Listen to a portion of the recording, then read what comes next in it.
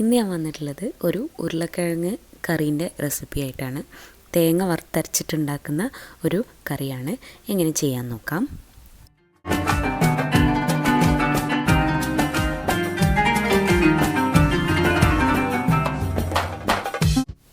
ആദ്യം ഇതിലേക്ക് വേണ്ട തേങ്ങ ഒന്ന് വറുത്തെടുക്കണം. അതിനു വേണ്ടി ഒരു പാനിലേക്ക് 5 ടേബിൾ സ്പൂൺ തേങ്ങ ചിരകിയത് ചേർത്ത് കൊടുക്കുക. 4 ചുവന്നുള്ളി, 1 ടീസ്പൂൺ വലിയ ജീരകം, പെരുംജീരകം, കുറച്ച് കറിവേപ്പില.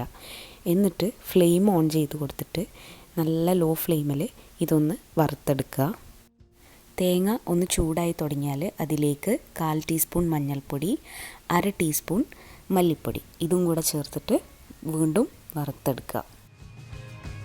തേങ്ങ നന്നായിട്ട് ഡ്രൈ ആയി വന്നാൽ അത് ഫ്ലെയിം ഓഫ് ചെയ്യുക. എന്നിട്ട് വേറൊരു പാത്രത്തിലേക്ക് ഈ തേങ്ങ മാറ്റി വെക്കുക. അതൊന്ന് തണുത്ത് കഴിഞ്ഞാൽ ആവശ്യത്തിന് വെള്ളം ചേർത്ത് അരച്ചെടുക്കുക. വലിയൊരു ഉരുളക്കിഴങ്ങ് ഞാൻ നേരത്തെ കട്ട് ചെയ്ത് ഉപ്പ് ചേർത്ത് വേവിച്ച് മാറ്റി വെച്ചിട്ടുണ്ടായിരുന്നു. ഇനി ഒരു പാൻ ചൂടാവാൻ വെക്കാം. ചൂടായ പാനിലേക്ക് 2 ടേബിൾ സ്പൂൺ വെളിച്ചെണ്ണ ഒഴിച്ചു കൊടുക്കുക.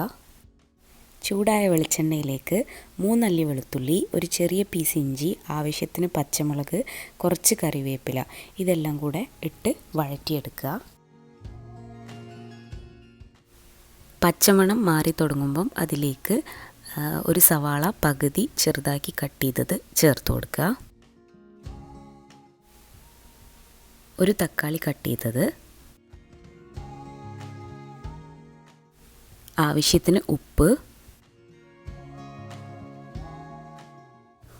ചേർത്ത് വഴറ്റിയ ശേഷം ഒരു ലിഡ് വെച്ച് അടച്ചിട്ട് ഫ്ലെയിം ഒന്ന് ലോ ആക്കി കൊടുക്കുക. തക്കാളി ഒന്ന് വേവുന്നവരെ വെയിറ്റ് ചെയ്യാം. കുറച്ച് സമയം കഴിഞ്ഞ് തക്കാളിയൊക്കെ നന്നായിട്ട് വെന്തുടഞ്ഞ് വന്നിട്ടുണ്ട്.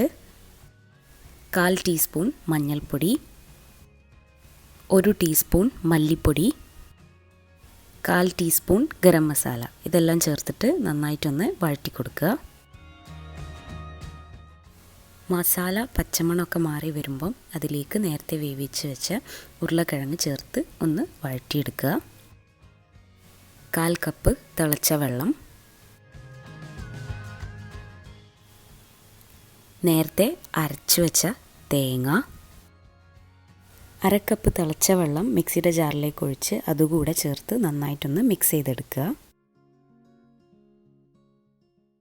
ഇനി കറി കൂടുതൽ തിന്നാക്കണം എന്നുണ്ടെങ്കിൽ അതിനനുസരിച്ച് ആവശ്യമായിട്ടുള്ള തിളച്ച വെള്ളം ഒഴിച്ചിട്ട് മിക്സ് ചെയ്തെടുക്കുക. ഞാനിവിടെ ഏകദേശം 1/2 കപ്പ് വെള്ളം ഉപയോഗിച്ചിട്ടുണ്ട്.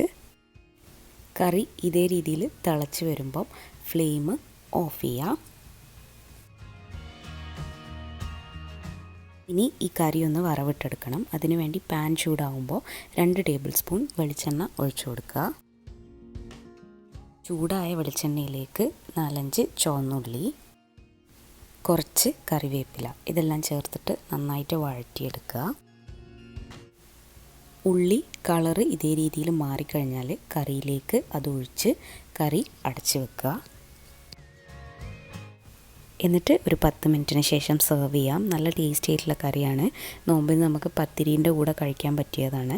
എല്ലാവരും ട്രൈ ചെയ്ത് നോക്കണം. അപ്പോൾ റെസിപ്പി ഇഷ്ടമായിട്ടുണ്ടെങ്കിൽ ലൈക്ക് ചെയ്യാനും ചാനൽ സബ്സ്ക്രൈബ് ചെയ്യാനും മറക്കരുത്. അടുത്ത വീഡിയോ ആയിട്ട് കാണുന്നവരേക്കും ബൈ.